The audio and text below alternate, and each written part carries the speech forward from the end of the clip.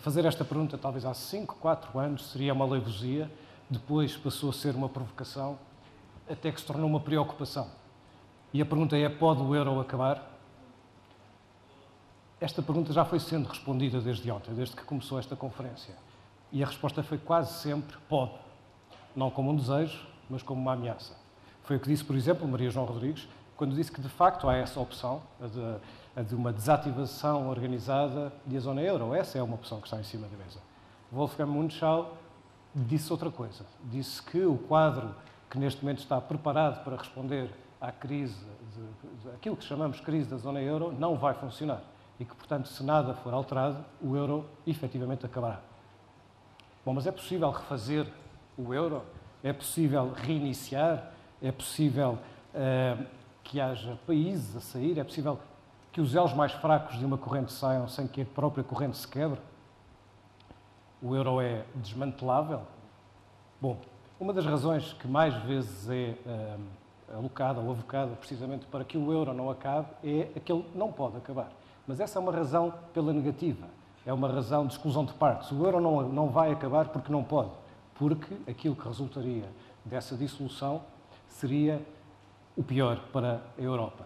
Mas não há respostas pela positiva do euro enquanto moeda de prosperidade de uma zona económica que se construiu a partir da União Europeia.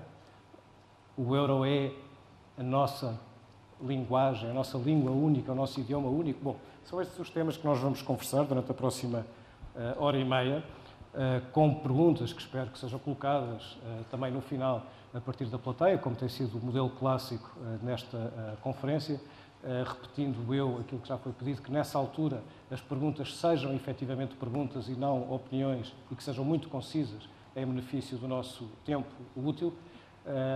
Basta que vão levantando as mãos, eu vou anotando as inscrições e depois passaremos os microfones. Mas antes disso, vamos conversar com os nossos convidados. Tenho à minha direita Ana Paula Dourado, é professora da Faculdade de Direito da Universidade de Lisboa, consultora do Departamento Legal do FMI. Mário Centeno, economista, doutorado pela Universidade de Harvard, professor no ISEG, também do ISEG Paulo Trigo Pereira, que é doutorado em Economia em Leicester. E à minha esquerda, Guilherme de la Reza, que acabou de chegar de Madrid, é espanhol, vai falar-nos em inglês. Portanto, vamos voltar a ter um painel bilingue, se quisermos, ou quase trilingue, porque todos vamos compreendendo espanhol, mas por efeitos de tradução simultânea vamos conversar com o Guilherme em inglês.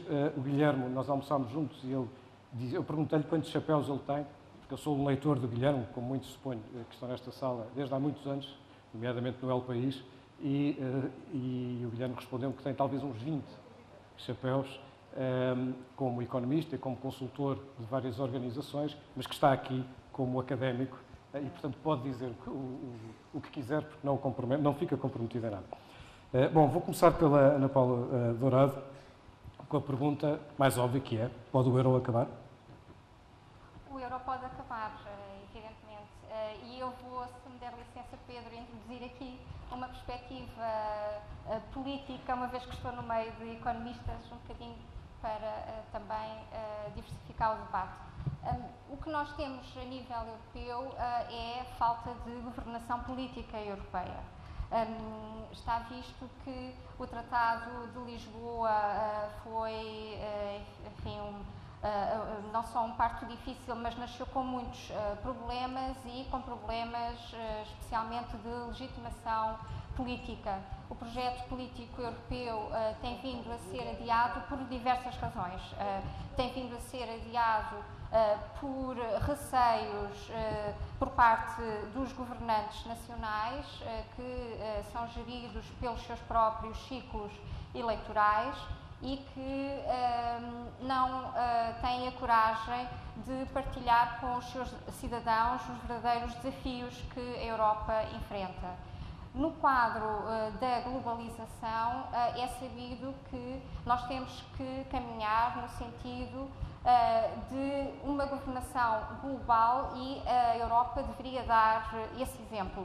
A governação europeia fundada em bases democráticas, com uma verdadeira participação dos cidadãos em todos os Estados, tem que ser o ponto de partida. Com isso, sem essa legitimação democrática, todas as medidas que têm sido tomadas e que venham a ser tomadas no futuro para salvar o euro são medidas de panaceia que podem resolver uma ou outra crise, e esperemos que saiamos todos desta, mas não são medidas que venham a resolver o problema de base europeu. Nós vamos precisar de um orçamento europeu e vamos ter que assumir um federalismo europeu, e isso vai implicar, vou já deixar a deixa, impostos europeus.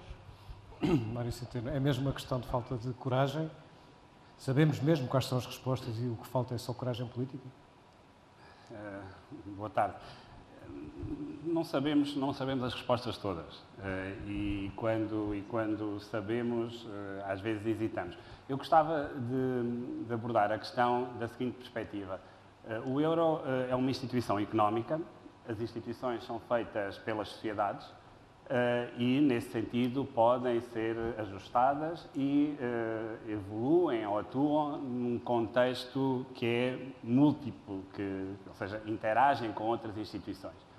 A questão que se põe neste momento em relação ao euro é perceber ou à Europa, se quiserem, é saber que conjunto de diferenças o euro comporta.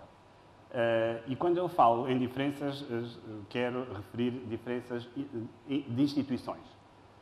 Nós não podemos, pensar que ser português ou ser holandês, não sendo uma característica produtiva, possa ter um impacto nas decisões dos agentes, na forma como os agentes se relacionam no mercado.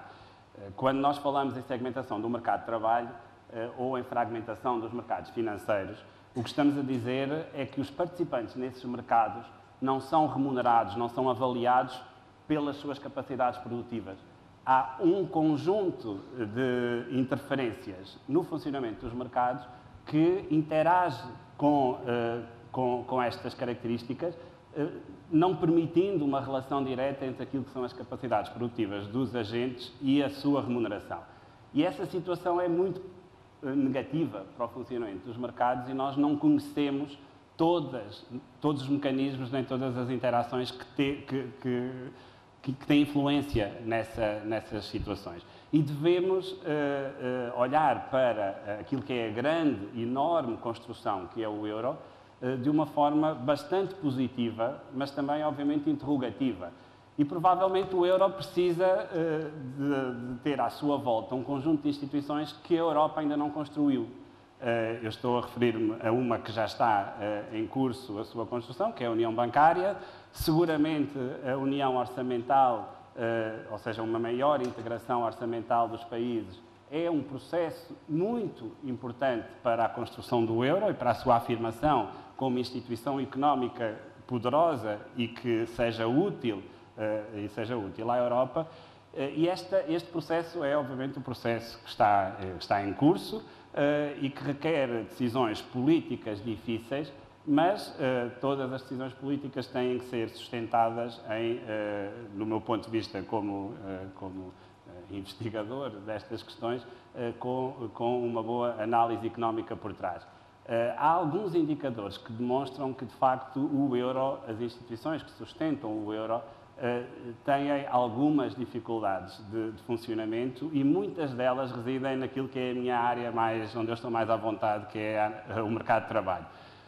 Nós temos na área do euro, eu costumo referir isto, e isto é muito importante para o próprio funcionamento da política monetária e para o funcionamento do euro como moeda.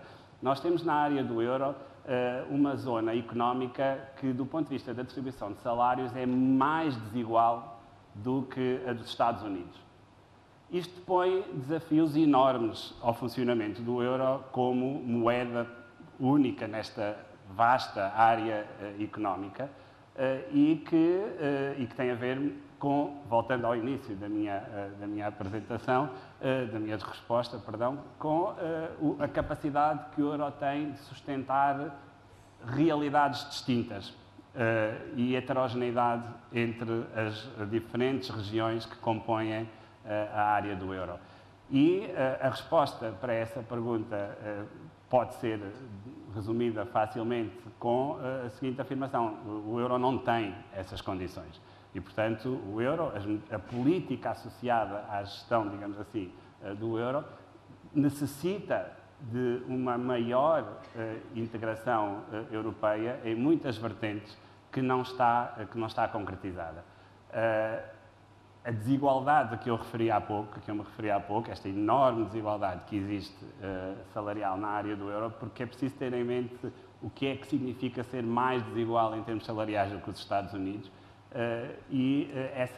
essa desigualdade surge porque os mercados de trabalho nos países da área do euro são extraordinariamente segmentados, porque não há mobilidade social suficiente na área do euro, porque as nossas instituições são demasiado extrativas em termos do mercado de trabalho e da educação, e isto não se pode culpar o euro disto.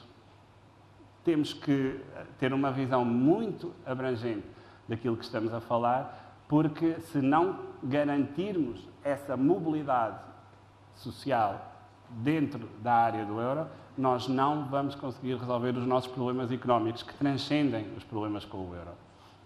Sem essas alterações, na sua opinião, de facto, pode acabar o euro, é isso? O euro é uma instituição económica, as instituições económicas são criadas pelas sociedades, por decisões dos indivíduos que compõem essas sociedades. Eu não esperaria que, do ponto de vista da dinâmica económica, o euro pudesse acabar. Não acho que não estão criadas as condições, mas, como lhe digo, isso são decisões das sociedades e portanto... Paulo Trigo Pereira, qual é a sua opinião? A sociedade vai querer fazer o que é preciso para manter essa instituição chamada euro? Eu acho que... Boa tarde a todos e a todas. Eu acho que há um diagnóstico que está relativamente feito e que é mais ou menos consensual, que é que temos que o euro, que é o único chapéu que não serve para economias altamente competitivas e com alta produtividade e economias com baixa produtividade. Quer dizer, há de facto aqui duas realidades na Europa e temos uma única moeda e uma única política monetária que obviamente não satisfaz estas duas realidades distintas. E portanto, a manter-se a situação atual, o euro, a meu ver, poderá subsistir, mas com a saída dos países periféricos, porque de facto o euro é uma moeda demasiadamente forte para os países periféricos. Portanto, esta é a minha primeira ideia. Eu acho que o euro não vai acabar no sentido de que aquilo que está por detrás do euro, o Banco Central Europeu, todas as instituições, uma história que, apesar de tudo, não é tão curta assim. Portanto, a minha ideia é que o euro não vai acabar, mas provavelmente, se eu tivesse que, digamos, apostar em termos do que é que seria o futuro, provavelmente nós vamos ter um euro restringido a um core de países que inclui a Alemanha, a Áustria, a Holanda, etc., esses países, e provavelmente os periféricos não vão aguentar. É evidente que não é esse o cenário que eu defendo. O cenário que eu defendo é que se desse passos decisivos para que todos os países, os 17, pudessem permanecer no euro. E vou dizer duas ou três coisas que eram fundamentais serem feitas, não é? Para que os 17 se pudessem manter, e no final vou dizer o que é que eu acho que são as dificuldades políticas e sociais para se dar esses passos. Portanto, nós, para podermos ter, de facto, um euro a 17, ou até mais alargado, nós necessitávamos de dar, nós, Europa, de dar passos muito claros em várias dimensões. A primeira era terminar rapidamente a União Bancária. Portanto, a União Bancária tem vários pilares, tem três pilares fundamentais. Um é um mecanismo de regulação bancária ao nível europeu, que está feito, e há outros dois, não é? Um é um mecanismo de garantia dos depósitos, que não está feito ao nível europeu. Quer dizer, sem avançar com este segundo pilar da União Bancária, da garantia dos depósitos, nós continuaremos a ter um mercado, digamos assim, ao nível europeu fragmentado e temos o risco da fuga de capitais quando houver algum problema em algum país assim mais grave, como já houve no passado e pode acontecer no futuro. E, portanto, e o terceiro é o mecanismo de resolução bancária para decidir o que é que acontece aos bancos quando entram em problemas solvabilidade e outros problemas, e ver o que é que lhes acontece. Portanto, nestes 3 pilares, em particular o segundo e o terceiro são importantes, mas ou se avança decididamente nisto, ou não há euro a 17. A outra questão que é fundamental e que começa-se a discutir nos fóruns europeus, mas ainda não se viu nada, quer dizer, conversa-se muito, mas não se viu nada, é haver um orçamento da área euro. Como a maioria das pessoas, ou muitas pessoas aqui saberão, o orçamento comunitário a 27 é irrisório, representa 1% do PIB comunitário. Portanto, não pode absorver os choques assimétricos na área euro que nós assistimos hoje em dia. Portanto, é um orçamento completamente exíguo, que não tem comparação nenhuma com nenhuma federação. Bem sei que a União Europeia não é uma federação, mas quer dizer, o nível superior desta nossa organização comum tem um orçamento ridículo. Portanto, está-se a discutir, neste momento, em vários fóruns europeus, em vários think tanks, a possibilidade de construir uma união orçamental, mas não é união orçamental no sentido do pacto orçamental. Quer dizer, eu não gosto de falar na união orçamental associada ao pacto orçamental. O pacto orçamental é basicamente umas regras, não é, que todos os países que têm que, digamos assim, satisfazer e que têm que convergir a médio prazo para um saldo estrutural de um déficit de 0,5% do PIB. Bom, há aqui umas regras de harmonização. Não é isso que é o fundamental, aliás, isso até é prejudicial em certos aspectos, podemos discutir isso. É prejudicial que seja, outra vez, um fato único para todos os países, neste caso 25, que assinaram o Pacto Orçamental. Quando eu falo na questão da União Orçamental, eu estou a falar, de facto, num orçamento ao nível da área euro, que poderia, de facto, na base de critérios muito objetivos, um critério podia ser as taxas de desemprego, não é? Ter um efeito redistributivo e aliviar a austeridade nos países periféricos que está a acontecer hoje. Ou seja, hoje, os países periféricos não só têm menor produtividade, como estão a pagar taxas de juros muitíssimo mais elevadas para o acesso ao crédito, não é? Estão a pagar taxas de juros muitíssimo mais elevadas para os empréstimos que estão a receber e, portanto, são periféricos, portanto, têm custos de transporte acrescidos, ou seja, têm um conjunto de desvantagens que ou são compensados a um nível superior, chamemos-lhe da área euro, e, portanto, alivia o processo de austeridade, ou o processo de consolidação orçamental não pode ter sucesso. Nós poderemos falar um pouco mais em detalhe sobre isso, não sei, eventualmente, mas esta dimensão da união orçamental parece-me também fundamental. E alguns passos na revisão dos tratados em direção a uma união política. O problema é que estas 3 coisas que eu falei, portanto, a questão da união bancária, a questão da união orçamental e passos decididos numa maior integração política europeia, o problema é que não sei se haverá condições para as efetivar. Ou seja, se a Europa vai ter em tempo útil, não é? Porque isto tem que ser feito nos próximos 2 anos, se em tempo útil a Europa vai conseguir dar estes passos nestes 3 níveis que eu acabei de referir. Porque se não conseguir dar esses passos, a situação, podemos falar um pouco de Portugal mais à frente, se assim o entenderem, Portugal sozinho, eu já tenho dito isto, não vai conseguir resolver o problema da consolidação orçamental que tem pela frente. Nós temos taxas das yields a 10 anos, portanto, as taxas de juros das obrigações de tesouro, hoje, ao mesmo nível que estavam quando pedimos o resgate em 2011. Portanto, do ponto de vista do acesso aos mercados, nós hoje não estamos melhor do que estávamos em 2011, sendo que a nossa dívida, o rácio da dívida no produto, está, neste momento está a 130, mas efetivamente nós sabemos que há reservas no Tesouro, mas no final do ano vai estar em cerca de 114, 117, muito mais do que aquilo que se previa, ou 120, muito mais do que se previa quando iniciámos este processo. Portanto, nós hoje estamos em condições mais difíceis, em grande medida, do que estávamos quando pedimos o primeiro resgate. Agora, aliás, eu não tenho dúvidas nenhumas, nós soubemos ontem que a Irlanda pediu já 10 mil milhões de euros. Quando acabar, a Irlanda acaba em dezembro o processo do ajustamento com a Troika. O Ministro das Finanças já anunciou que já pediu e terá sido dado em princípio, mais 10 mil milhões. Portanto, a própria Irlanda, que está em condições, em alguns indicadores, muito melhores do que nós, vai ter que ser acompanhada, e agora está-se a discutir como é que vai ser acompanhada. Quer dizer, no fundo vai haver um segundo resgate. Nós não chamamos resgate, chamamos de programa cautelar, mas no fundo, bom, resumindo, e para acabar, a situação continua muito problemática na zona euro e, em particular, nos países periféricos. E não podemos ter mais do mesmo.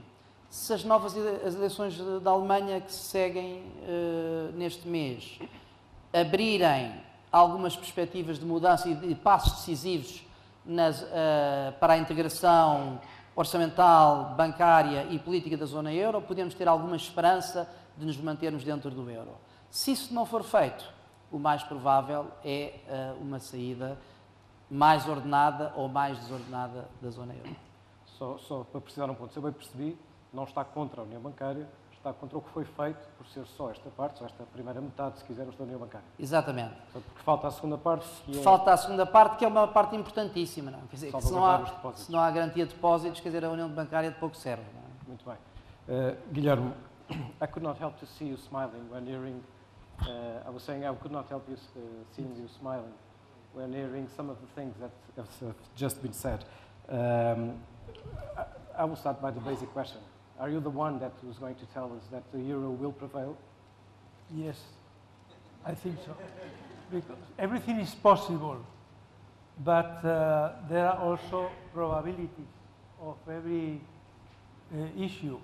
And this one is, in my view, with a very low, extremely low probability, because everybody loses. Only madmen are able to make decisions in which they're going to lose. But sometimes it happens, but very, very seldom. So I think that there are a series of problems. It will be a disaster, a euro break, a disaster. First, because the Deutschmark, let's say that the Germans go back to the Deutschmark. The Deutschmark will appreciate about 25% versus the dollar, 50% versus the rest of the currencies in the European. And as Germany lives of exports, mainly, internal demand is very slow. So, and they export 45% I'm talking together of exports of goods and services.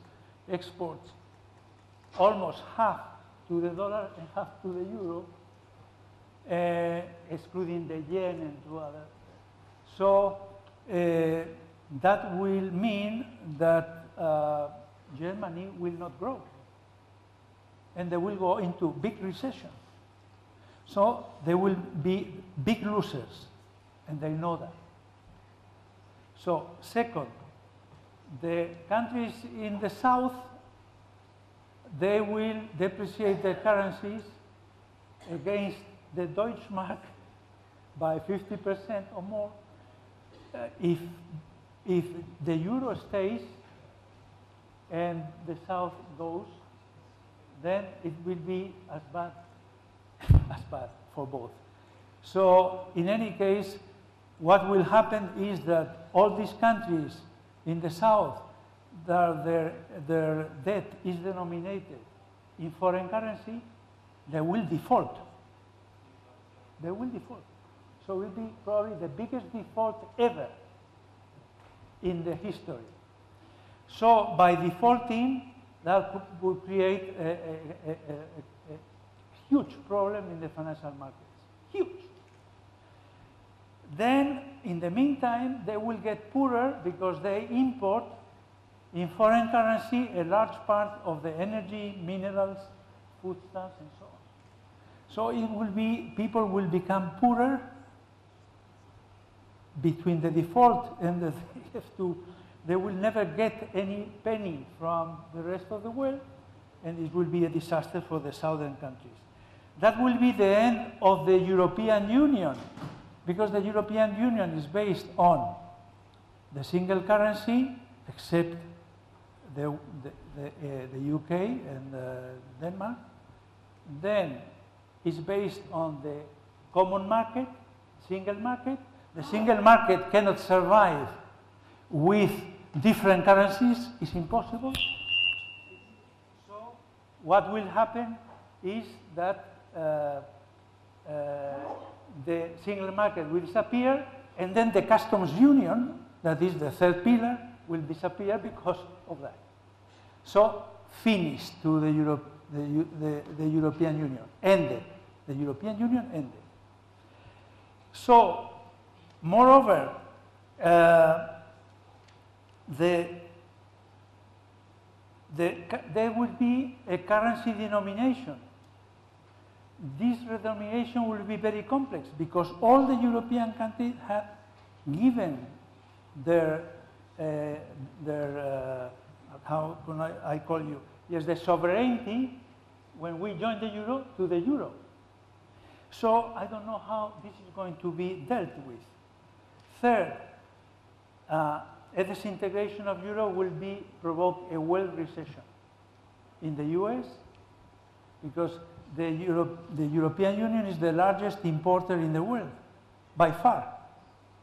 So the rest of the world will be very difficult for the rest of the world to export to the European Union, and there will be a world recession. The dollar will go up in a huge place, and the US will go into recession. Moreover,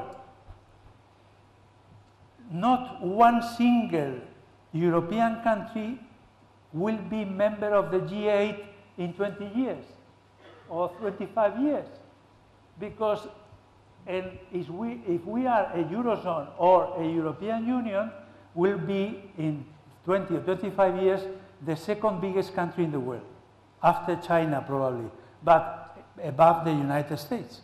But if we don't get together in the future, not one single European country will be member of the G8. Not one, because Germany will be the eighth will be Japan.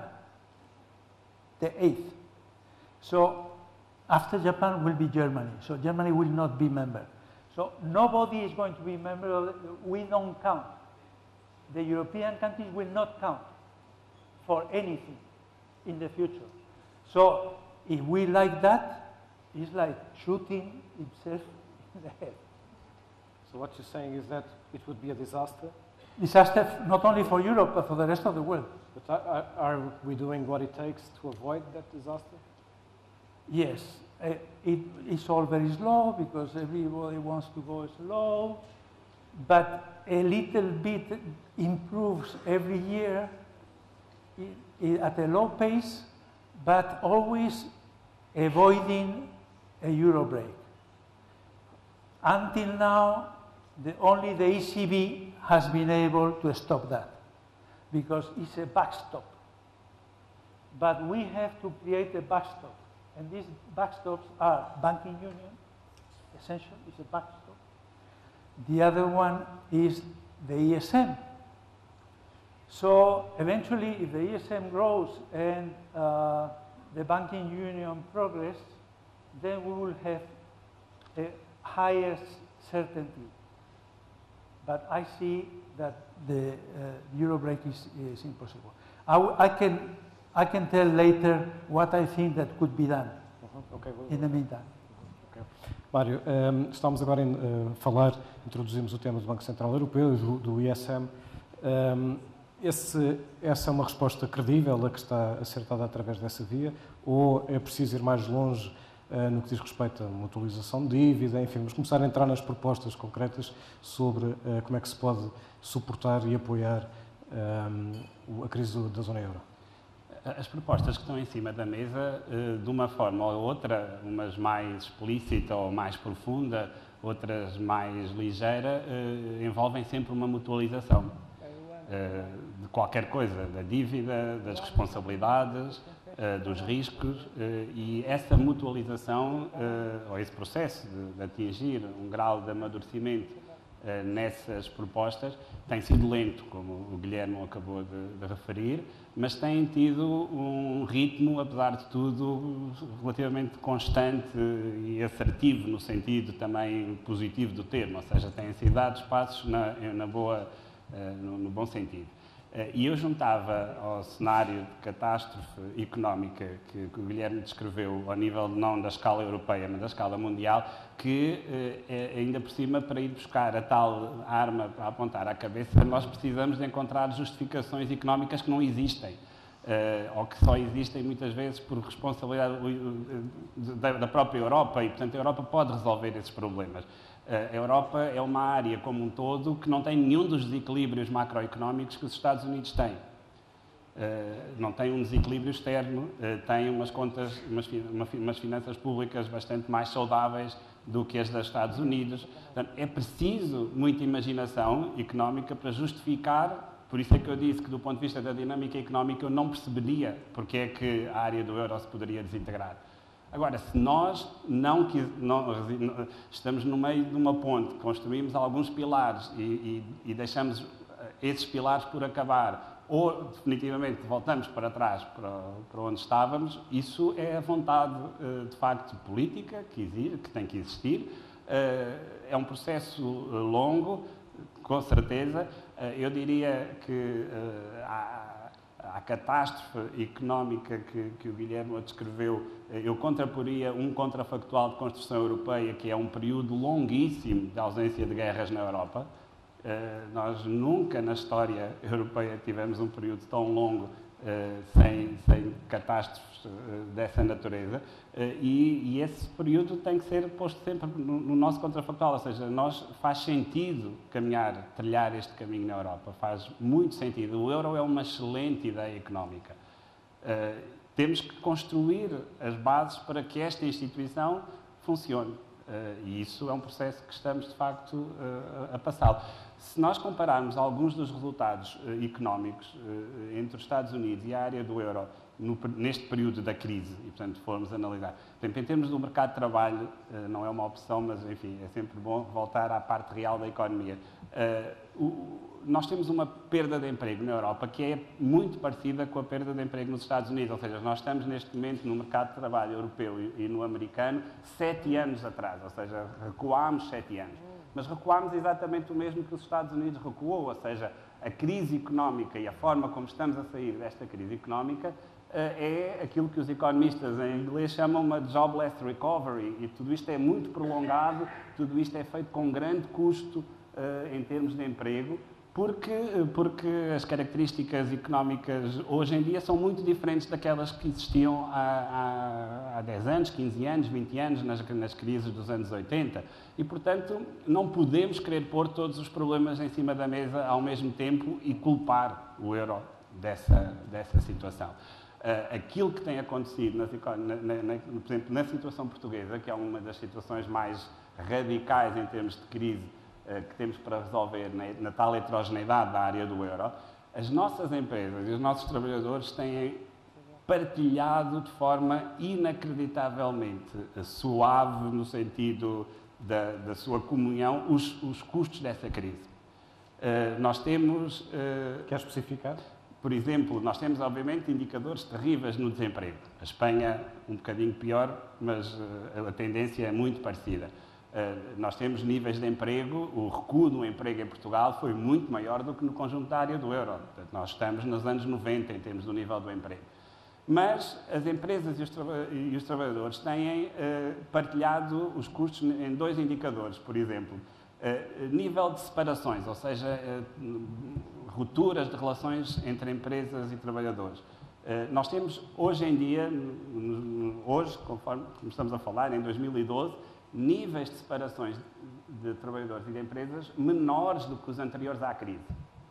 As empresas portuguesas têm feito um esforço muito grande para conter a sangria, chamemos-lhe assim, de emprego. Salários. Os salários em Portugal estão a cair, estão a ajustar, de uma maneira que resulta dos mecanismos de relacionamento entre empresas e trabalhadores. Observamos cortes salariais, observamos racionalidade económica nos ajustamentos salariais.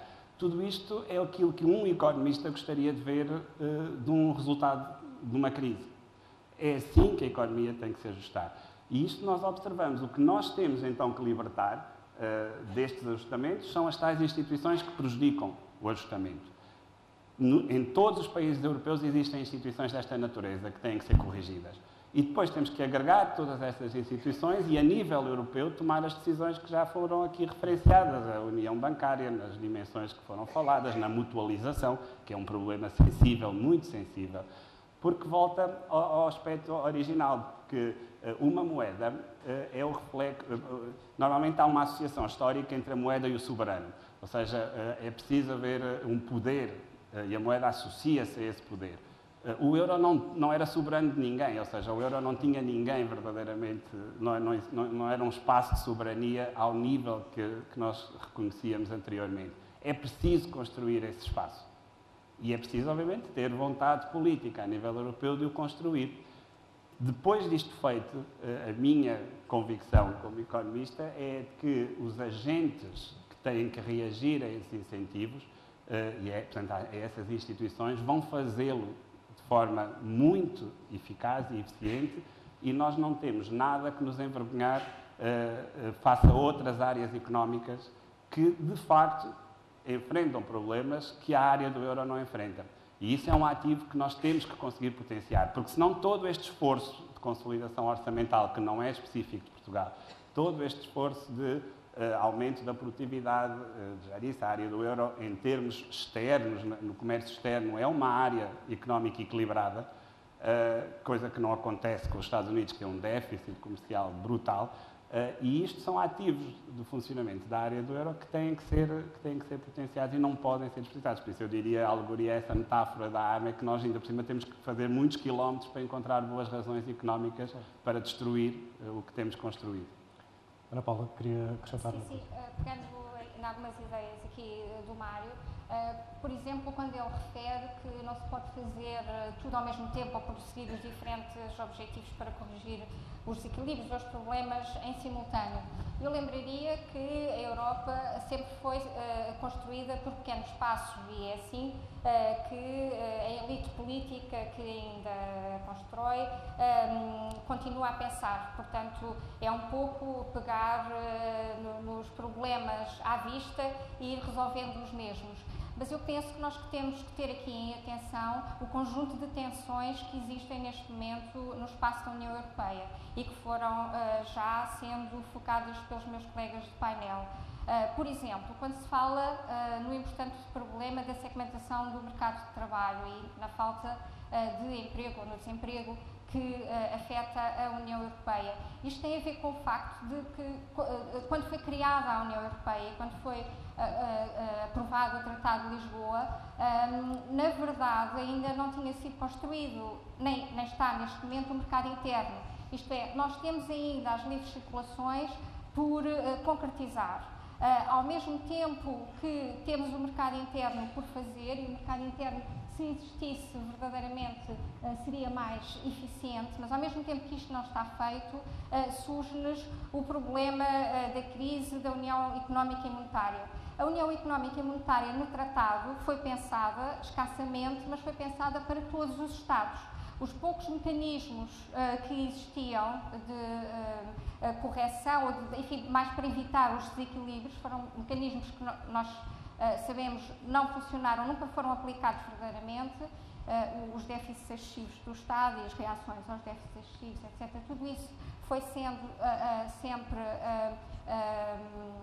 houve sempre um olhar muito tolerante perante esse problema e não há mecanismos que consigam pensar a União Económica e Monetária no seu conjunto, isto é, no prosseguir o objetivo de integração, ao mesmo tempo ter mecanismos de correção das assimetrias e, quando falamos agora na criação potencial de uma união orçamental só para os Estados da União Económica e Monetária, nós vamos criar divisões dentro da União Europeia que vão, muito provavelmente, agravar os problemas no futuro. Está a falar do Pacto Orçamental?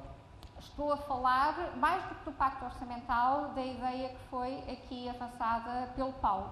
Isto é, no quadro do Pacto Orçamental, nós temos regras que são feitas por uma única medida, não é? Digamos, à medida alemã. Todos temos que respeitar, todos temos que ser bem comportados e respeitar, idealmente, um déficit zero, não é? Temos que ser todos alemães, como dizia ontem o Munchau. Será que temos que ser todos alemães, não é? Orçamental e existentes. Essa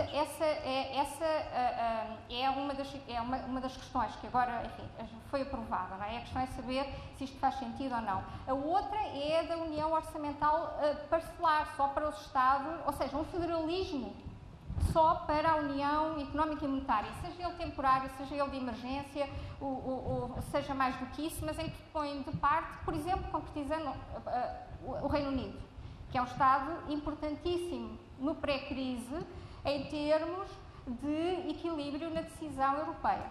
Ou seja, nós agora temos, de facto, a visão alemã na Europa, a Alemanha na Europa, não é? Portanto, esta união orçamental parcelar, só para os Estados da União Económica e Monetária, cria a partir de uma divisão na Europa, muito provavelmente não consegue resolver os problemas entre países ricos e países pobres, ou mais ricos e mais pobres, ou mais disciplinados e menos disciplinados. Isto, obviamente, até admitamos, é dinâmico, e esperemos que seja dinâmico, não são sempre os mesmos, não é? Mas não vai conseguir resolver esse problema interno, porque não há legitimidade, a tal legitimidade democrática, e é perigoso porque pode criar diversas fraturas. Mas o que está a defender é aquilo que nós coloquialmente costumamos chamar do governo da Europa? Sem dúvida. Sem dúvida que o governo da Europa é a solução ideal, no sentido que bem sabemos que é muito difícil de realizar, ainda por cima em 2 anos, não é? Que seria o necessário, mas sem dúvida que a verdadeira governação europeia seria a base para conseguirmos caminhar passo a passo e ir resolvendo progressivamente estes problemas. Mário, queria só dizer uma frase, não é? Só para talvez seja bom focar este ponto também, se pudermos. Eu comecei a minha primeira frase dizendo que nós tínhamos que criar instituições que permitissem que nós vivêssemos na diferença. Não há nenhuma união económica e monetária que nos vá tornar iguais aos alemães. Como eu costumo dizer, impostos e Volvos não nos tornarão suecos. 250 anos de União Económica e Monetária e federalista nos Estados Unidos não tornaram o Mississippi parecido a Massachusetts. Quem conhece o Mississippi e conhece Massachusetts sabe que isto que eu estou a dizer é verdade. As diferenças entre os Estados nos Estados Unidos têm uma persistência histórica inacreditável. Ou seja, nós temos que ir mais profundo internamente em Portugal se quisermos fazer isso. Não são as instâncias europeias que nos vão tornar alemães. E, portanto, não há aqui nenhuma salvação nacional para as nossas dificuldades próprias. Essas, se nós não conseguimos romper com as nossas instituições extrativas, não as vamos resolver, assim como nos Estados Unidos, chama a atenção, é sempre bom ter esse exemplo, não aconteceu. A governação europeia é uma governação multicultural, por isso é que ela é necessária. O que é que isso quer dizer? Quer dizer que não são só nórdicos nos nomeados. Exatamente, quer dizer que uma Constituição Europeia tem que acomodar os vários povos e as várias constituições. Mas isso é execuível, Paulo. Parece haver, em Portugal, claro, uma certa unanimidade em relação a um determinado número de ferramentas que devem ser acionados para, vamos chamar de salvar o euro. Mutualizar dívida, ou de alguma maneira, direta ou indireta, ter uma política monetária diferente, ou seja, o Banco Central Europeu tornar-se um bocadinho mais parecido com a Fed e ter um mandato não para a inflação, mas para o crescimento e para a criação do emprego, o que significa aceitar uma inflação mais alta e fazer, ainda que indiretamente, emissão de moeda. Bom, para já aquilo que nós dizemos que é consenso cá. Não é? Quando falamos noutros países, nomeadamente aqueles como a Alemanha, mas não só, dizem que somos loucos, não é? Quando dizemos isto. Aliás, foi o Munchau que usou esta expressão ontem. E a segunda é que isto tem uma contrapartida, que é a perda de soberania, que é a governação da Europa, que é alterações na Constituição, etc. Isto é execuível, ou seja, nós estamos, os países que beneficiariam de fatores tais como mutualização estariam disponíveis para esforços de federalização que significam sempre uma transferência de poder do seu Parlamento para instituições centrais?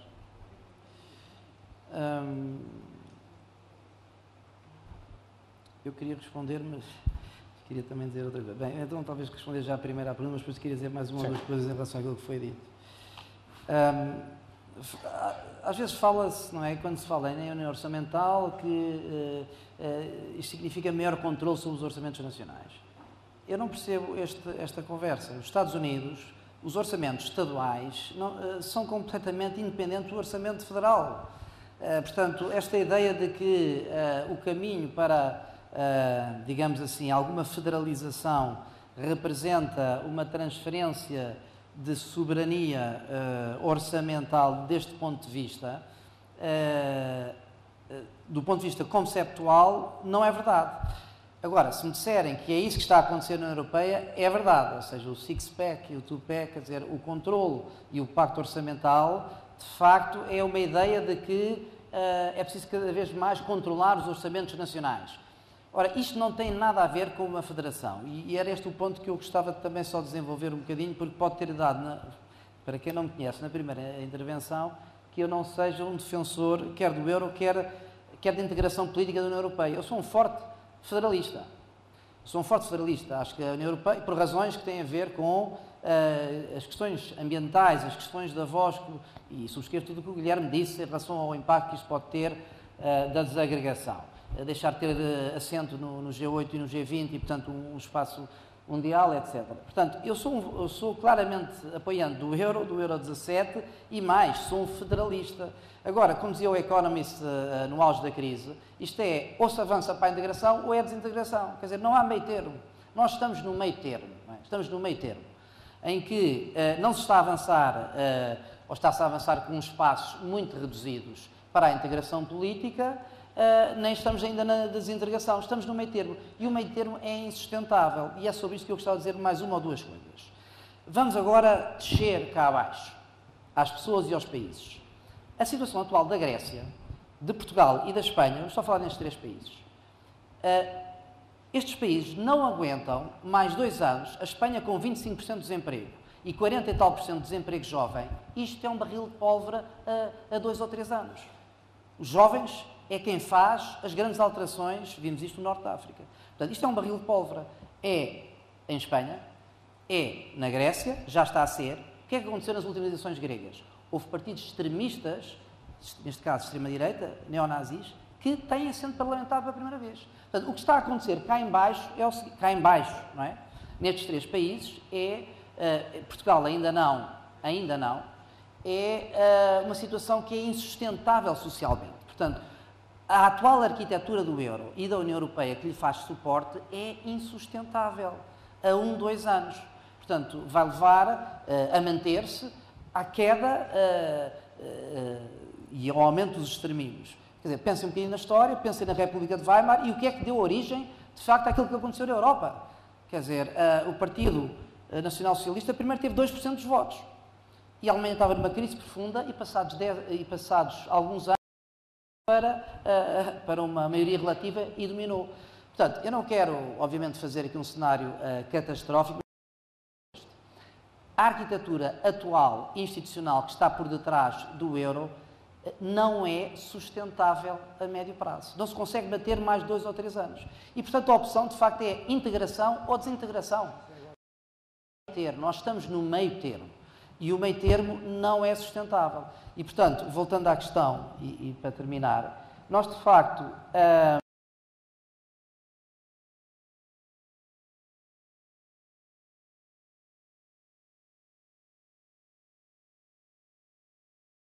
alguma perca de soberania. Mas a perca de soberania é a transferência de algumas competências, eventualmente, para um nível superior. Por exemplo, a questão, uma coisa que eu acho que daria unidade à Europa, era de facto, quer dizer, haver um orçamento, sei que é complicado e reconheço que é complicado, o orçamento da área euro, mas haver um orçamento que tinha um efeito redistributivo ao nível de países que tenham mais de 10% de desemprego, parte dos subsídios de desemprego são pagos ao nível da União Europeia. Isto criava uma ideia de cidadania, que dava uma ideia de confiança, de interajuda e de nós percebermos que estamos todos ligados e que fazemos parte, quer dizer, de uma solução comum, que os problemas de Portugal não são só de Portugal, são da Europa, os problemas da Espanha não são só de Espanha, são da Europa, e portanto tem que haver alguns mecanismos de solidariedade ao nível do orçamento europeu. Arranjem a engenharia que quiserem, pode ser da área euro, pode ser o orçamento da 27, porque não? Rediscutir, quer dizer, nós continuamos a ter uma política agrícola comum que não se percebe, não é? A política agrícola comum, toda a gente sabe, foi criada para satisfazer os agricultores franceses, um pouco dinamarqueses, no início, quando eram 6, não é? À mesa das negociações. Passados estes anos todos, não é? De integração europeia, nós continuamos com uma fatia do orçamento comunitário destinada à agricultura que é inimaginável. Quer dizer, se estas coisas não forem tocadas, então vamos para o cenário que não é o que eu defendo, mas é o cenário que eu acho que é o mais provável, que é de facto a saída dos países periféricos e, eventualmente, com as consequências que o Guilherme aqui referiu. Eu não defendo este cenário, acho que é o último, acho que nós devemos todos trabalhar no outro, mas assim, nós, portugueses e espanhóis, temos que ter, e esta conferência está em Portugal, não é? Temos que ter, nos fóruns europeus, uma atitude diferente. Dizer assim, meus amigos, nós não queremos o desastre. E sabemos que a nossa saída, pode ter, Portugal, Espanha ou Grécia isoladamente, pode ter um efeito dominó e pode deitar isto tudo abaixo. Nós não queremos isto. Mas esta situação não se pode manter, a Espanha não pode manter esta situação que tem durante mais de 3 anos. Explode do ponto de vista social. E a Grécia é a mesma coisa e Portugal é a mesma coisa. Este é o meu ponto. Guilherme,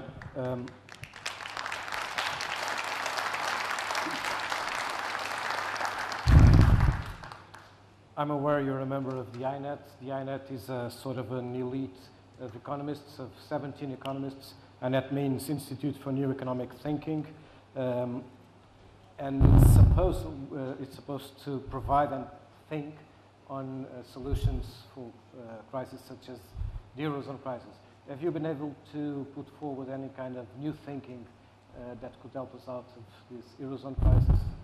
Well, new thinking is very difficult to find, especially new economic thinking. But it is true, we have to say, Mrs. Merkel is in favor of political union. Is in favor. She said it many times. Yes, yes. And discussed that with the French. The French don't like political union because they don't want to have the same confederation style or organization that the Germans have. They have always been centralists, and they did quite well by being centralists, I must say. But they don't like, because they say there is a lot of money that goes away without any sense and so on. So, but she is in favor of political union, so that is a big step. And I think that she might win this election because she's in the lead for the time being. So that is a good step. Then what you say is that the US budget is 25% of the total budget of the Confederation. And when the monetary union started, there was a proposal of having a European budget of 3% of the GDP. And then it went to 2%. And in the end, 2% was the position of one of the founding fathers. And then suddenly it ended with 1%. And with 1% of European budget, you cannot do anything, especially if most goes to agriculture. That agriculture, as you know, goes mainly to the biggest landowners and is paid by VAT, by the consumers. The consumption of low-income families is much higher in proportion to their rent, to their income, than for people with money, more money.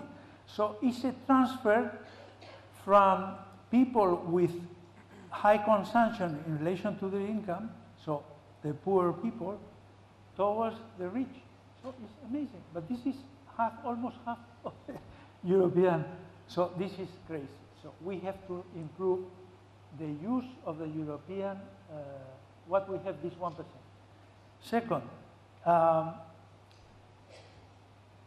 we were together for a long weekend, 17 economists, thinking how we can do things that are feasible.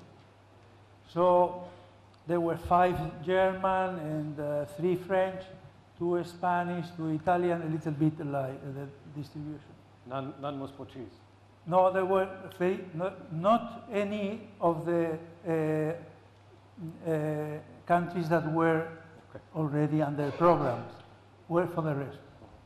And there was eventually something in which we got all together in favor, even the 5 Germans, because we only signed what we were all in favor. And that was to do what Alexander Hamilton did for the US in 1790. More than 2 centuries ago. Is let's take the legacy out, the fiscal legacy out. Let's say all debt of every country above 60% will be put into a redemption fund. And that redemption fund will be financed by being a fund very large with a lot of debt, but a debt is very diversified, that is what the investors want. And it can issue short-term debt to refinance that. So everybody is now at 60%. Even the Germans, they have also 90%.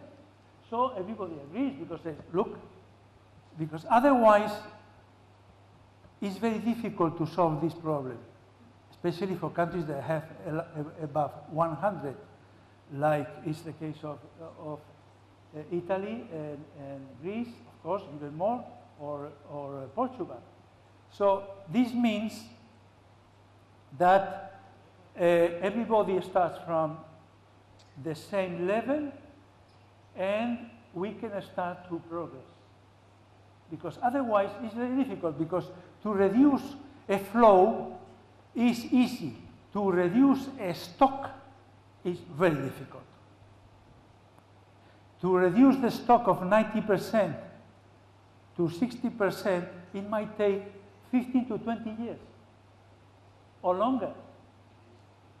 So this will be a problem for many years. So let's do that.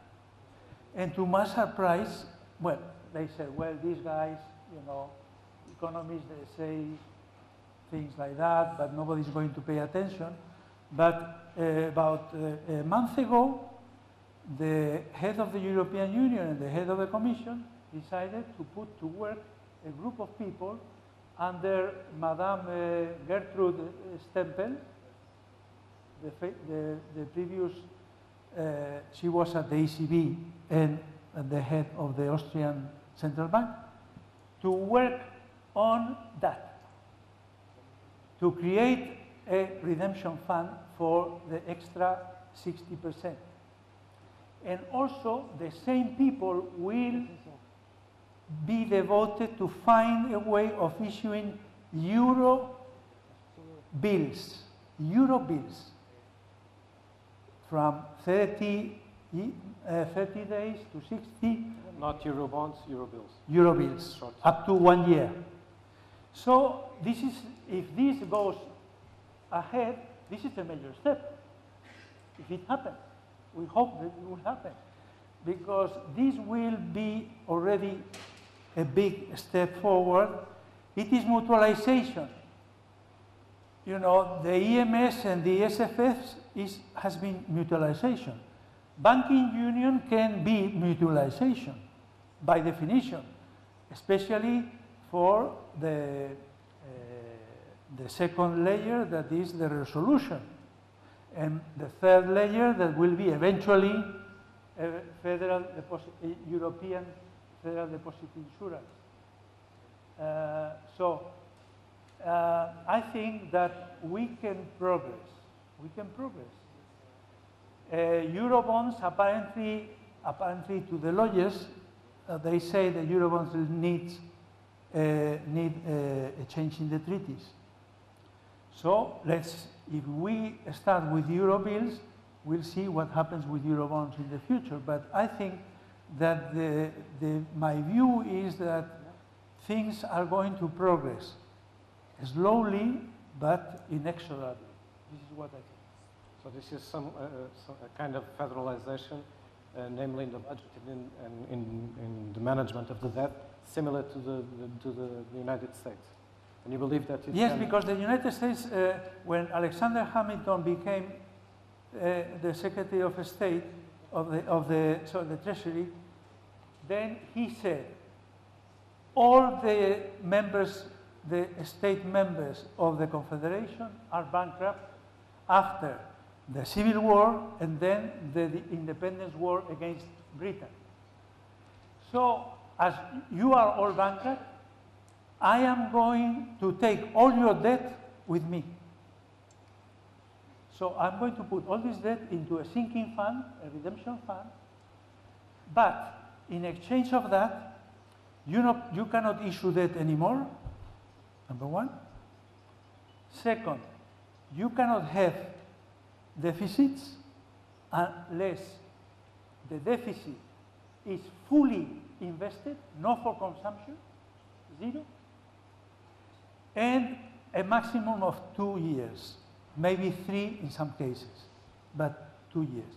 So he started like that, and then he said, from now on, I issue debt and bills, Euro bills and Euro treasuries, Euro bonds, and created the biggest and most important market in the world that made the dollar the dominant currency in the world, and that made the US treasuries the most looked after and searched after market in the world.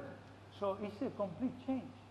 And this redemption fund eventually may be the origin of a future Eurobond and Eurobill market. So I have hopes. I always are more optimist than pessimist, but I think that I see some light in the future. Ok. Vamos aproveitar esta proposta, esta ideia, que eu pude ver que causou bastantes reações na plateia, precisamente para abrir o debate à plateia. Eu vou repetir, e não levem a mal que o faça, que sejam mesmo perguntas e que sejam curtas. E vou começar aqui pelo professor Braga de Macedo, que já me pediu para intervir. Primeira fila, por favor. Muito obrigado. É de facto uma proposta muito interessante esta do Hamilton, a vários títulos, e a ideia de criar um mercado que acabou por suplantar a Grã-Bretanha sugere naturalmente uma pergunta para todos. Será que a saída da Grã-Bretanha da União Europeia ajuda ao euro? Muito bem.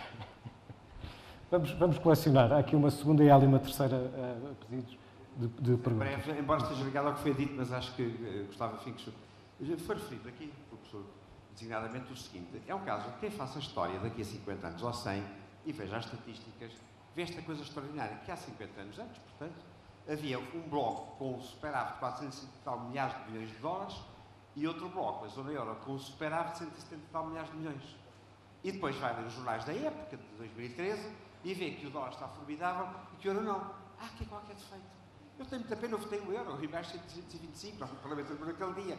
Mas realmente, qualquer dia tem de ser alguns netos, porque diz sempre, qualquer dia tem de dizer que naquele dia estava com gripe, não fui lá. Mas quer dizer, é fantástico, como é que é possível? E então a sugestão que eu tenho concreta para o Guilherme, se estiveres com a senhora Merkel, diz-lhe o que me disseste no começo, que para a Alemanha também é mal sair do euro. Portanto, essa é bom que a Alemanha pense e saiba, tenha noção que sair do euro para o marco é muito mau. Foi isso que eu percebi. Portanto, é fantástico como a Europa consegue isto, realmente. Ter uma empresa que é lucrativa e estar mal, e quem tem que necessitar estar bem.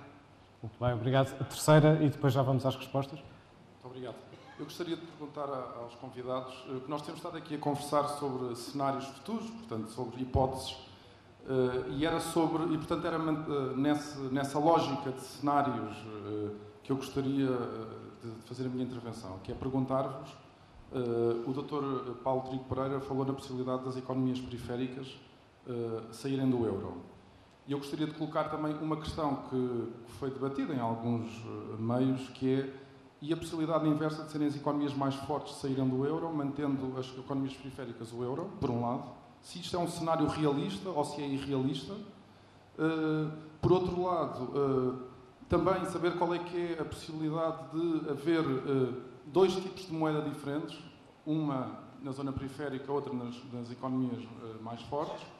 E, finalmente, gostaria de saber como é que se articula esta questão da sobrevivência do euro, não só com a entrada de mais países para a zona euro e com a entrada também de mais países para a própria União Europeia, porque eu julgo que esta questão política é uma questão que também está no centro das discussões sobre a União Europeia, não é? Como é que se articula esta questão da sobrevivência com a entrada de mais países na zona euro?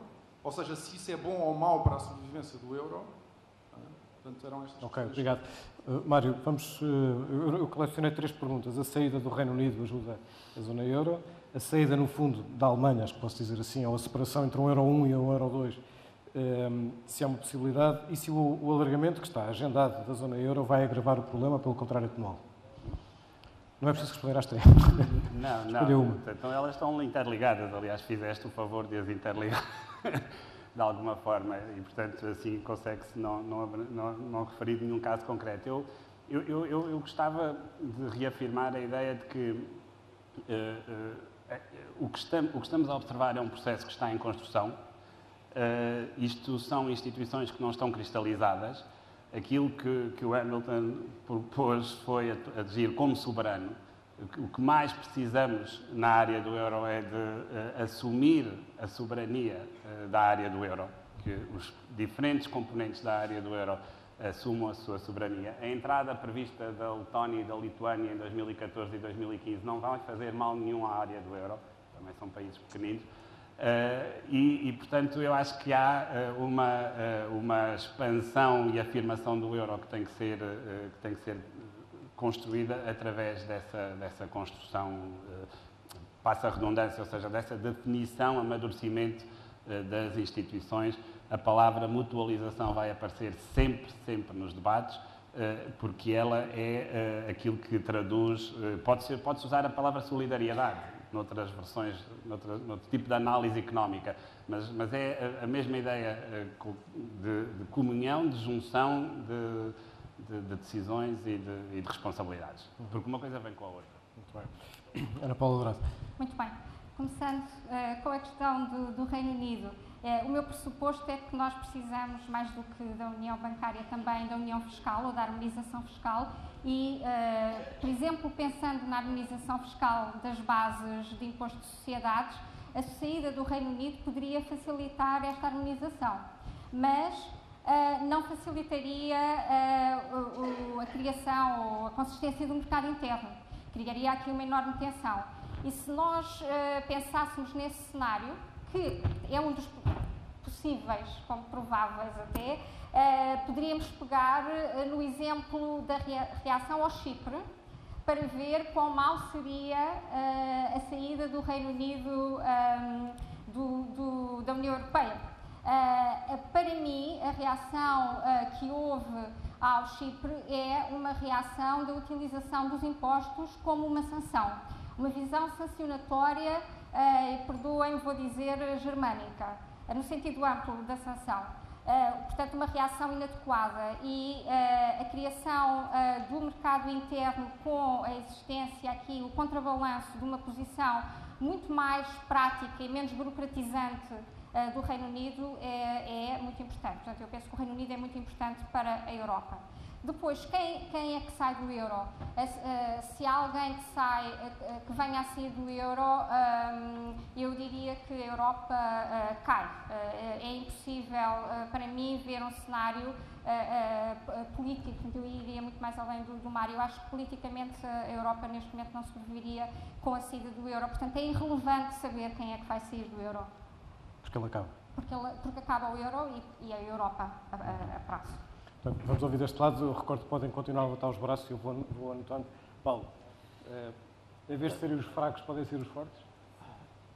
Isso não faz muito sentido. A ideia de sair os fracos é de voltarmos a ter, mal ou bem, uma taxa de câmbio e podemos valorizar a nossa moeda de forma, penso que o meu estimado amigo, o professor João Ferreira do Moral, irá falar disso na sessão seguinte, podermos usar a nossa moeda, na eventualidade de sairmos do euro, usar esse mecanismo de taxa de câmbio.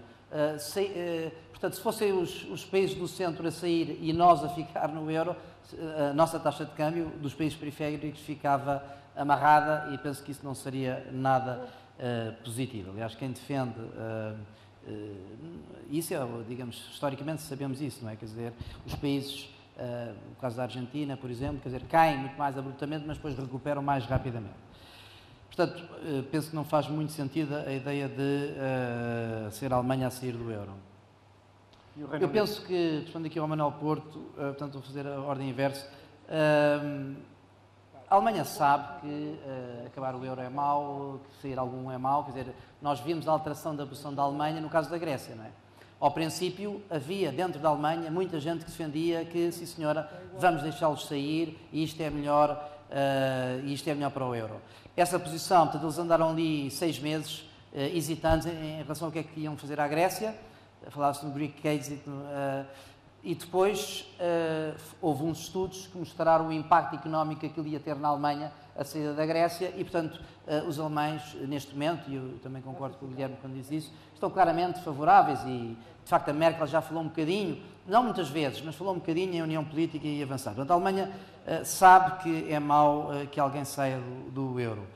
Indo agora à questão mais difícil, colocada pelo Jorge Braga de Macedo, essa é, de facto, a questão mais difícil, que é o Reino Unido. Porque o Reino Unido tem um papel de... quer dizer, o Reino Unido, para eles, bastava que a Europa fosse uma zona de comércio livre e ficavam satisfeitos. Ter um grande mercado interno para vender as suas coisas, etc. E, portanto, o Reino Unido, pelo peso histórico, etc., que tem na União Europeia, ninguém de bom grado, e pelas questões que foram até referidas anteriormente, diz assim, vamos deixar o Reino Unido fora e vamos, mas avançar pela integração política. Portanto, não se consegue deixar o Reino Unido fora, mas, por outro lado, o Reino Unido dentro também não permite progredir.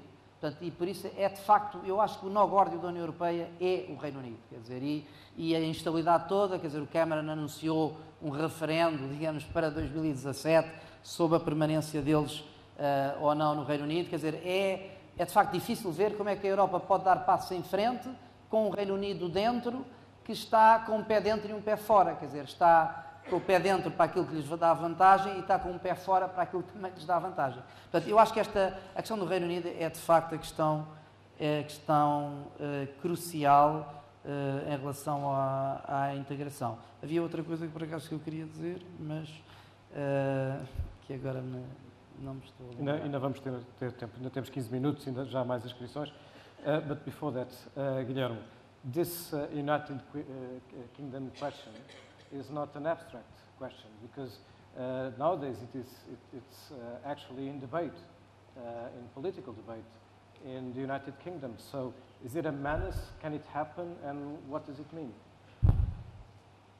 Well, I don't know what are they going to do, but for the time being, they're doing better than the rest, than the Eurozone, because they have their central bank that does what the government wants to do, and is also the backstop for the debt, the central bank. We don't have that. So, and then it devalues the pound every now and then, and things go well. But eventually, what I believe, the success of the euro will eventually make the British to think twice, you see, to stay out, because they will gain a lot inside, because they have a very powerful financial market, the second largest in the world, and they will be very willing to exploit that within the 17 or 18 or whatever countries that will be part of the euro. So eventually, if they see that the euro is going forward in a good way, then I think that in this 2017, they will say yes. If we progress from now until 2017, they will say not to leave and then later to join. There will be another referendum, because it is true that the British are very democratic country, very democratic, and so they know that things have to be done properly. The answer is no. No. So the answer is no, asks Braga do Centro. Okay, the answer is no, being the question, will it help the Eurozone? Paulo? Um dos problemas da arquitetura do euro é que está previsto que países entrem no euro, mas não está previsto que países saiam do euro. E, portanto, os únicos países que conseguiram estar fora, por exemplo, lembrem-se que a Dinamarca, não é, com o Tratado de Maastricht, teve uma cláusula de exceção, opting out clause, e manteve-se de fora.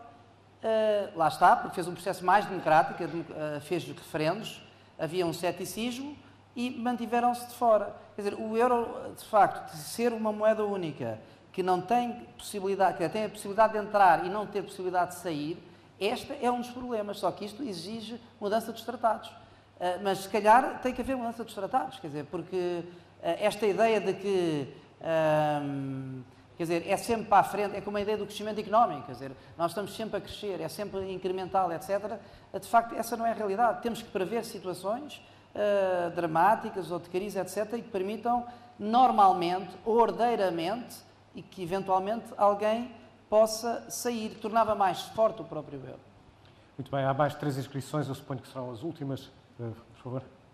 António Sobrinho, eu gostaria de colocar a questão às pessoas que estão sentadas na extremidade do painel, e tem a ver com o seguinte: partindo do princípio que tudo corre bem, que os tais 3 pilares se conseguem construir, eu pergunto, para que Portugal se mantenha no euro tem que fazer qualquer coisa, e portanto uma das questões que eu coloco são as preferências, tem a ver com as preferências económicas do país. Ou seja, qual o paradigma de produção que Portugal deve seguir, ao fim e ao cabo, que modelo de país queremos para o futuro, tendo até em mente um novo período de referência da atribuição de fundos comunitários, de forma a os poder aproveitar, criando valor para que Portugal se possa manter no euro. Essa é uma questão. E a outra, que não foi aqui focada, que parece importante para a competitividade, tem a ver com as taxas de câmbio. Ou seja, uma taxa de câmbio atual do euro, se calhar é favorável para a Alemanha, mas não é tão boa para a França. A França é o país, a seguir à Alemanha, talvez o mais industrializado, mas tem vindo a perder gradualmente cota de mercado e sente-se ameaçada. Portanto, o que é que pensam em relação a um mecanismo de taxas de câmbio, mecanismo de câmbios do euro em relação às outras moedas? Muito obrigado. Muito obrigado. Lá atrás, eu não sei o que é que pode fazer aqui uma corrida, se faz favor. Ali atrás.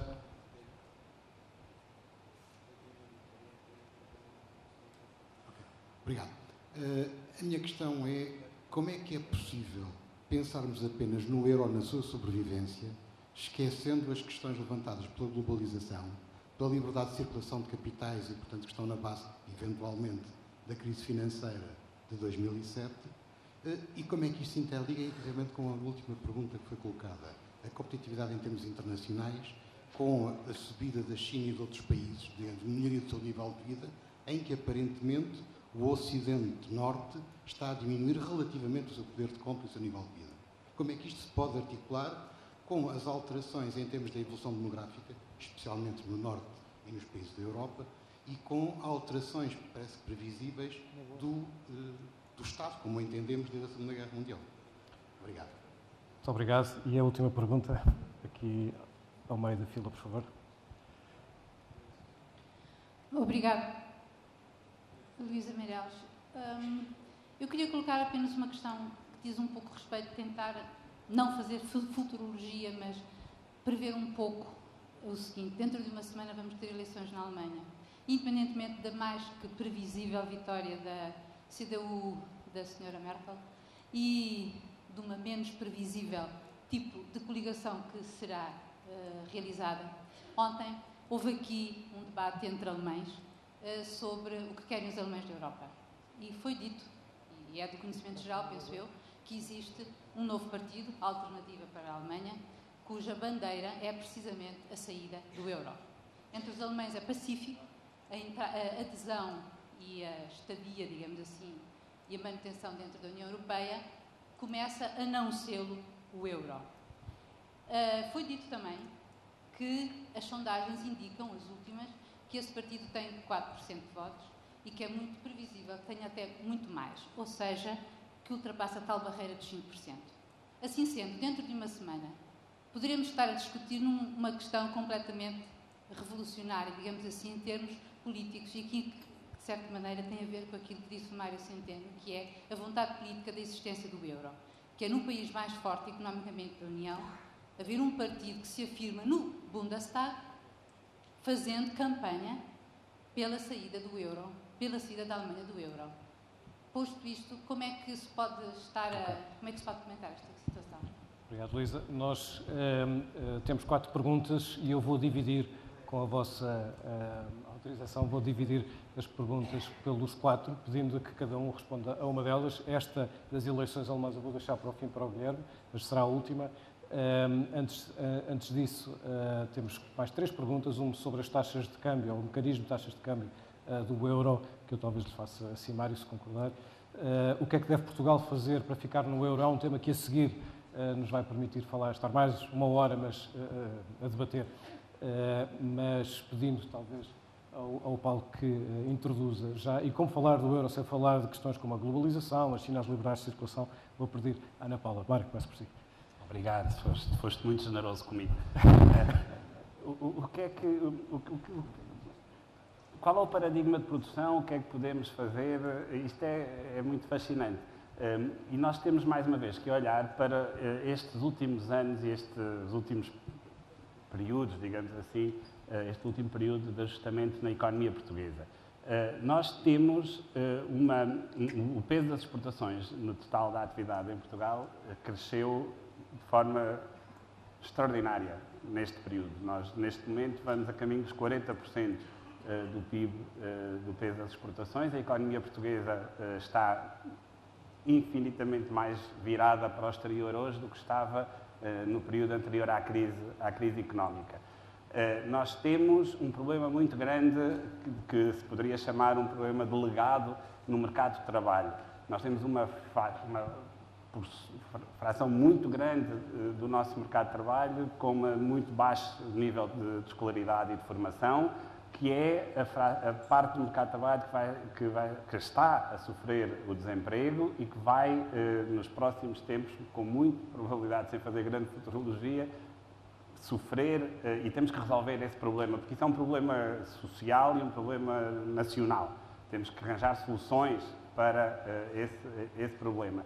E tudo isto compõe na questão da taxa de câmbio, como a pôs, ou na questão da competitividade e de saber se a economia portuguesa consegue ou não consegue dar a volta por cima e ganhar essa luta sobre a competitividade. E a minha resposta para essas questões é que é um pouco baseado naquilo que eu referi há pouco. Nós estamos a ver como é que as empresas e os trabalhadores, ou seja, os seus colaboradores em Portugal, estão a resolver este problema. E a minha visão é muito otimista desse ponto de vista e eu, como economista, fico muito agradado de ver que, de facto, esses agentes, são os agentes esses que têm que resolver o problema e eles estão a fazê-lo. E estão a fazê-lo num cenário bastante oposto ao da crise social que o Paulo falava, porque eu tenho para mim que nós, como povo, como nação, enfim, centrando-nos apenas na questão económica, temos uma grande racionalidade por trás das decisões. Nós só precisamos, eu volto a insistir nisto, e essa é a resposta que eu dou à sua pergunta, nós precisamos de alterar urgentemente um conjunto de instituições que regulam estes mercados, que não deixam, que não permitem que os agentes façam aquilo que eles querem e sabem fazer. Mesmo com essas restrições, nós temos, aqui em Portugal, nós temos observado uma resposta extraordinária. A capacidade das empresas portuguesas de exportar tem surpreendido toda a gente, penso eu, deitou por terra boa parte dos argumentos sobre falta de competitividade, preço, por exemplo, face ao mercado de trabalho português, E tem sido a melhor resposta que os agentes económicos poderiam dar, e foi a melhor resposta que eles puderam dar, para as dificuldades que enfrentaram. Eu acho que temos que continuar o processo de libertar as suas decisões destas instituições que existem e que restringem a sua atuação. E são conhecidas essas restrições no funcionamento do mercado de trabalho, a questão da segmentação a que eu referi no início, a dificuldade que existe ainda em fazer ajustamentos racionais, porque os ajustamentos são forçados pela legislação, incidem numa componente de forma desmesurada do mercado de trabalho que não deveria estar sujeita a sofrer todo o custo do ajustamento, e se nós permitirmos isso, eu tenho a certeza que, enfim, quando tantas certezas podem ter em economia, que essa reação positiva vai aparecer. Há um número bastante preocupante que eu deixaria aqui nas vossas mentes e que nós não podemos permitir que continue a acontecer nos próximos tempos.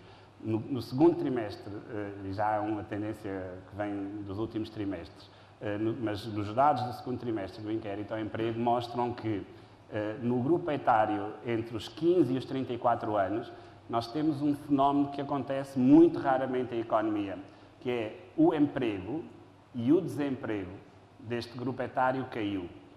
Ou seja, nós observamos simultaneamente uma queda do emprego e uma queda do desemprego, e estes indivíduos não foram para a inatividade. Ou seja, há uma quebra da população ativa, da população total muito grande neste grupo etário. E este fenómeno, que muda radicalmente no grupo etário seguinte, nos de mais de 35 anos, em que o aumento do desemprego é muito forte, com queda do emprego, é um fenómeno de dinâmica preocupante e que vai incidir precisamente naquela questão do legacy market do mercado de trabalho que eu referi há pouco. Ou seja, nós precisamos nos concentrar na resolução destes problemas que se podem tornar problemas sociais. Em relação à questão económica, a confiança, do meu ponto de vista, é total e eu acho que os agentes vão encontrar o caminho deles. Obrigado, Mário. A questão das livres circulações, como é que podemos falar do euro, não considerando fenómenos como a globalização, as livres circulações, a própria ascensão da China, enfim, só isto dava mais 1h30 de debate, mas num minuto responda lá. O euro está relacionado, o seu próprio aparecimento está relacionado com as livres circulações internas, ou seja, com a necessidade de criar um mercado interno, mas também, obviamente, com a relação da Europa no mundo, não é? Isso é evidente para todos, que o euro foi criado como um instrumento para a afirmação económica e política da Europa no mundo. O que se verifica, deixe-me juntar esta questão à da Luísa, o que se verifica depois com as atuais reações nacionalistas, em que as sondagens mostram que muitos dos povos europeus prefeririam que o euro acabasse, isso penso que está relacionado com a tal falta de democraticidade quanto ao funcionamento da União Europeia. O que é que aconteceria se todos nós abandonássemos o euro? Ou seja, se a Europa desistisse de ser uma União Económica e Monetária e preferisse ser uma zona de comércio livre, como gostaria o Reino Unido.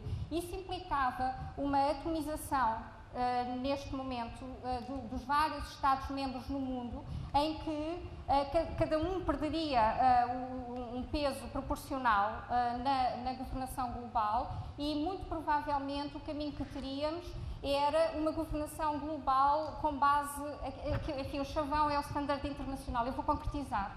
Por exemplo, no fiscal, atualmente, há os chamados padrões de boa governação que implicam a eliminação dos sigilos bancários e dos paraísos fiscais.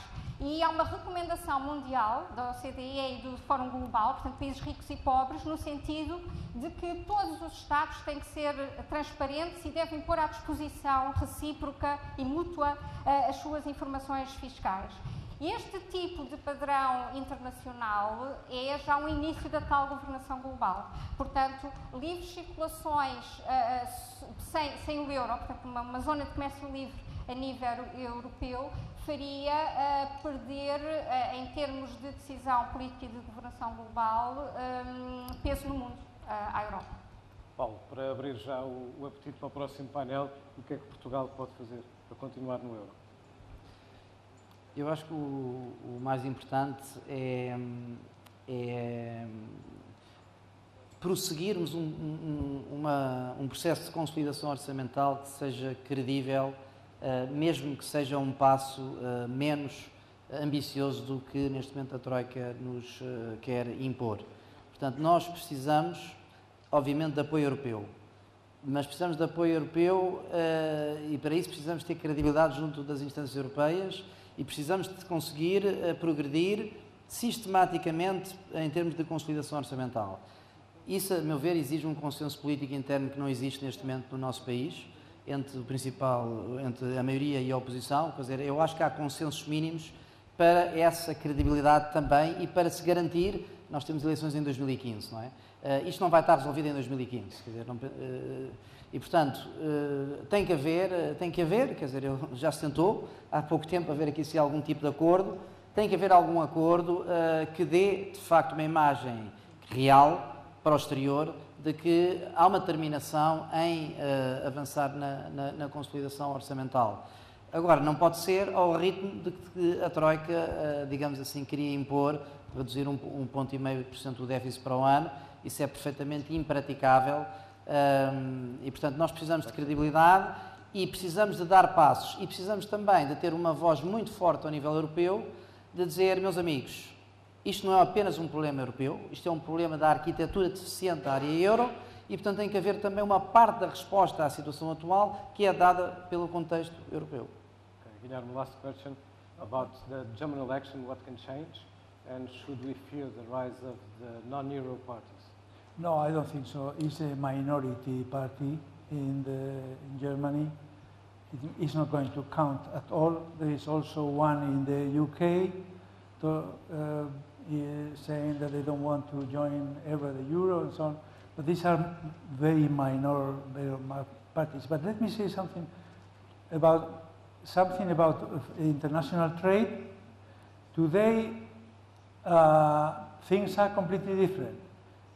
Today dominate the global supply chains, in which is a complete new way of production, in which different parties put technology, knowledge, research, labor, machine tools, whatever.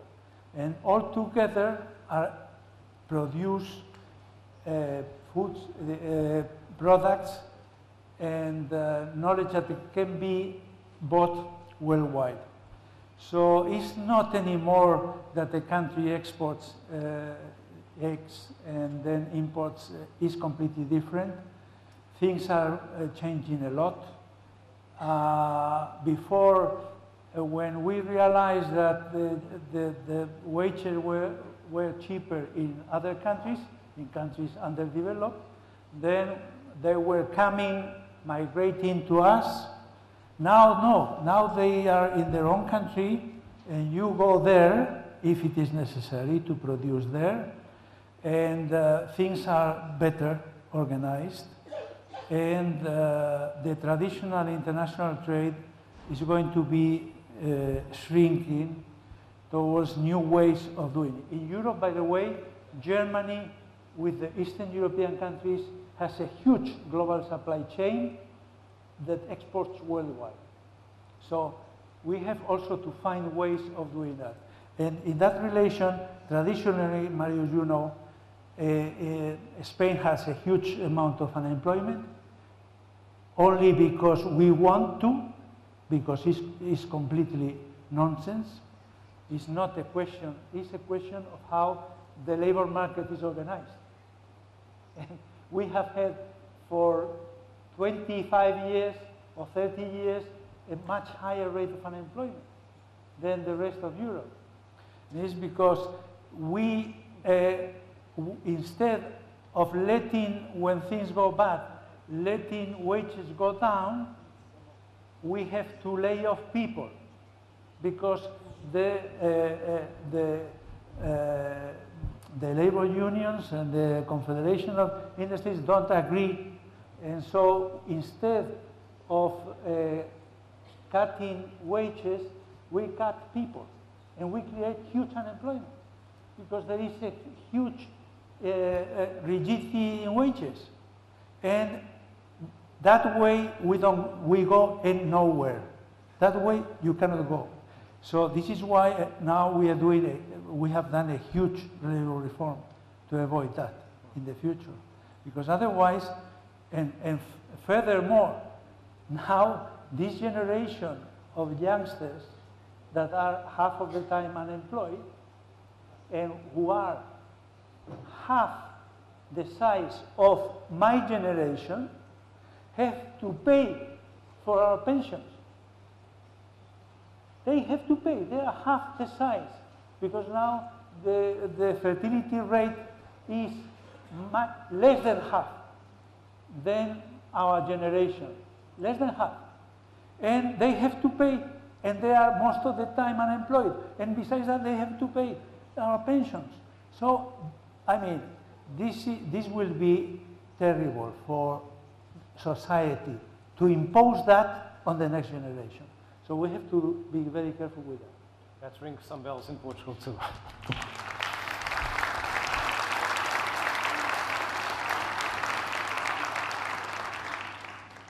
Pode o euro acabar? Era a pergunta e a primeira resposta foi pode. O euro não está de boa saúde, falta governação económica na Europa e a solução é, e aí estivemos todos de acordo, mais Europa e não menos Europa. Uma Europa com outras instituições, com mais integração e que combatam não apenas os problemas mais evidentes, como o da dívida, mas também problemas como as desigualdades no mercado de trabalho. Vamos ter um euro com menos países, opiniões diferentes. Esta união bancária é o que precisamos, tivemos também opiniões diferentes. O que não discordamos foi em que acabar com o euro seria um desastre. Haveria grandes perdedores, incluindo a Alemanha, os países do Sul entrariam em default, naquilo que seria o maior default da história, e as pessoas desses países ficariam pobres. Seria o fim da União Europeia e haveria contágio aos Estados Unidos, com uma subida do dólar, que levaria inevitavelmente à recessão mundial e talvez ao fim da paz na Europa. Mas depois dividimos no otimismo e no pessimismo sobre aquilo que se vai fazendo. O Banco Central Europeu tem atuado, agora será a vez do ISM. Mas, por outro lado, há quem pense, ou foi aqui dito, que estamos no meio termo, e esse meio termo é insustentável. Até porque em Portugal, em Espanha, na Grécia, a situação social não vai resistir muito mais tempo. Mas então o que fazer? Orçamento único? Impostos únicos?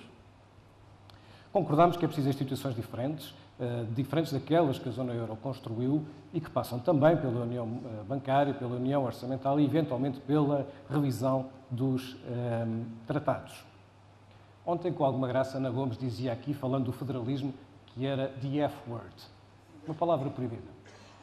Eu arriscava-me a dizer que mutualização é outra dessas palavras proibidas na Europa. Para haver mutualização, temos que deixar de usar a palavra mutualização. E foi uma das propostas que aqui foi feita, que resulta do Instituto do Novo, vou traduzir, tradução livre, do Novo Pensamento Económico. O Novo Pensamento Económico foi uma ideia com 200 anos. 1790, um dos 5 pais fundadores dos Estados Unidos, porventura o menos conhecido, Alexander Hamilton, fez uma proposta então revolucionária e hoje tida como fundadora do que é a Federação Americana, e que é recuperada, é proposta como um modelo de base para a União Europeia e que passa por separar o estoque da dívida, portanto, tudo aquilo que devemos hoje e que passa a ser gerido centralmente para um Redemption Fund, do fluxo, ou seja, da nova dívida, nomeadamente com mutualização, acima do limite dos 60% da dívida pública de cada país, acima do qual a gestão seria centralizada com autorização superior, chamamos-lhe assim, e sempre com fins de investimento e não de consumo. Bom, mas no final, o que é que precisamos para estas medidas? É uma questão de coragem dos eleitos, ou seja, dos políticos, ou uma questão de vontade dos eleitores? Foi assim que chegámos a eleições, ou que falámos aqui em eleições, e foi assim que chegámos a Portugal. E para falar de Portugal no euro, encontramos daqui a 10 minutos. Muito obrigado.